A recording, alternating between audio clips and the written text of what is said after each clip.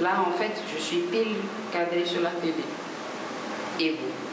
Après 70 ans de carrière politique, l'heure est au Facebook Live.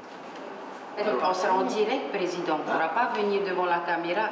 Chaque semaine, Gaston Floss délivre ses messages en direct sur Facebook devant 700 à 1000 internautes dans un studio improvisé. Bonjour, en ce mardi 7 décembre. Aujourd'hui, un invité de choix, Bruno Sandras, venu raconter ses déboires au conseil municipal de Papara. En tous les cas, si tremblement de terre il y a eu, c'est à l'initiative de la seule et unique majorité. Le discours est sans filtre et toujours contre le gouvernement d'Édouard Fritch. Il va parcourir toute la Polynésie avec un carnet de chèques, le chéquier Polynésie. Un discours qui parfois se transforme en règlement de compte avec des propos violents, comme cette vive réaction à un article de la presse écrite qui fait polémique, où Gaston Floss parle d'immigrés. Notre premier sujet concerne la réponse à l'immigré de la dépêche. Monsieur l'immigré de la dépêche... Parfois, vous prononcez des mots assez violents, des insultes. Non, il n'y a pas d'insultes. Vous traitez certains journalistes d'immigrés. Non, ce sont tous des mots qui figurent dans le dictionnaire. Le parti majoritaire a dû, lui, interdire tout commentaire sur sa page Facebook depuis le mois d'octobre, car les internautes, eux aussi, dérapent. Depuis l'affaire du mariage de Théari Alpha, les insultes pleuvaient et les menaces de mort aussi.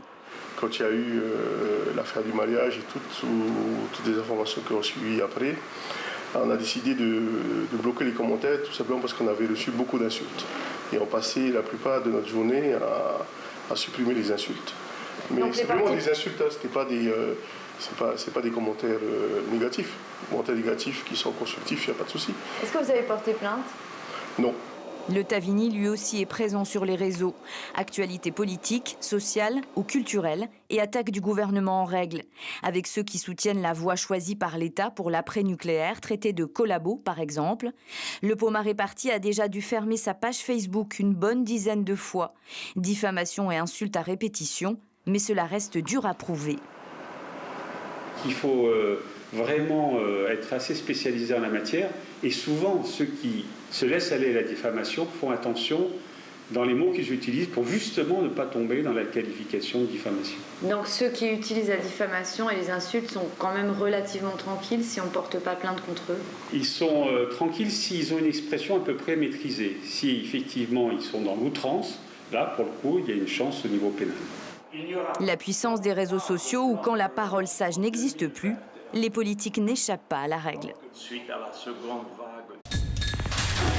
L'information en continu sur Polynésie la première, Internet et réseaux sociaux.